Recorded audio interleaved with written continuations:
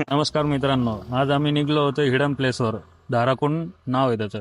त्यानंतर आम्ही पेट्रोल पंपावर आलो, सगळे जमले वगैरे, पेट्रोल वगैरे त्यांनी टाकलं. त्यानंतर क्रांती चौकापासून सरळ पैठण गेटला निघलो. पैठण गेटनंतर पैठण गेटमध्ये आल्यानंतर सरळ सरळ रस्ता येतो, एक शॉर्टकट.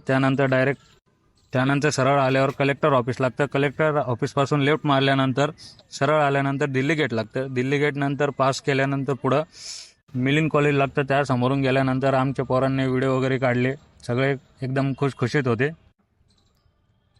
त्यानंतर रोहितने व्हिडिओ घेतला. पंकज पहा हात हलवतो. त्याच्यानंतर ऋत्विक येतो. त्यानंतर आमच्या स्कूटीवरचे पहा मागचे जण 3 जण कसे हात हलवते. त्यानंतर आदिकने पहा कसा रुमाल तेन बांधलं, कसं काय यालाच सगळ्या गावाची धूळ लागणार आहे. त्यानंतर लागला जेटवाड्याचा रस्ता. पुढे गेल्यानंतर हार्डी पॉईंट पासून टर्न मारल्यानंतर मामा लोक पण आमच्याकडे बघत होते, पण आम्ही काही लक्ष नाही दिलं. सगळे आपल्या गाड्या इकडं तिकडं वाकड्या तिकड्या करून निघून गेलो. त्यानंतर हर्सूलमध्ये एंट्री केल्यानंतर बजरंगबलीचं मंदिर लागतं, तिथं दर्शन केल्यानंतर आम्ही पुढं निघालो आमच्या वाटेला. त्याला लागल्यानंतर सावंगी लागतं. सावंगीपासून पुढं आलो. त्याच्यानंतर समृद्धी लागतं. समृद्धीनंतर पुढं आल्यावर घाट चढल्यानंतर उजवी बाजूला म्हसोबाचं मंदिर लागतं. तिथं पण दर्शन वगैरे करून सगळे मस्ती वगैरे करून सगळे देवगिरीतले पोरं चालले होते. तर फुलंब्रीला जातो हा रस्ता, सरळ सरळ जायचं. हे आमचे 3 पोरं पहा मास्क वगैरे लावून ते.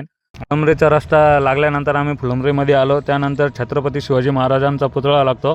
तिथून राईट टर्न घेतल्यावर थोडं पुढे गेल्यावर एक पूल लागतो, तिथून लेफ्ट घ्यायचा. त्याच्यानंतर बाबरा, नाचलबेल, चिंचोली लोक यायचं.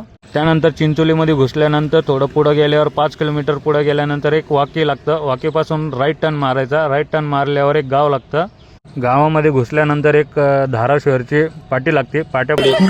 सो गाईज आमची हवा गेलेली टायराची. त्यानंतर गाडी पंक्चर झाल्यानंतर आम्ही तिथंच गाडी सोडून दिली, एका घरात लावली. त्यानंतर पंकज निघला ऑफ रोडिंग करत. रस्ता खूप विकट होता, तरी आम्ही कस तरी गाडी 3 लोक नेली, अर्धा रस्ता लोक. त्यानंतर अर्ध्या रस्त्यात आल्यानंतर आमच्या पोरांनी व्हिडिओ चालू केल्यानंतर सगळे मागून पळत आले. त्यानंतर अर्ध्या गाड्या मागं लावलेल्या होत्या. सगळे उड्या वगैरे मारत एन्जॉय करायला आलेले होते सगळे. तर डोंगरावर आल्यानंतर इथं हे पायऱ्या लागत्या, पाहून घ्या. निसर्ग खूप भारी आहे तिथलचा.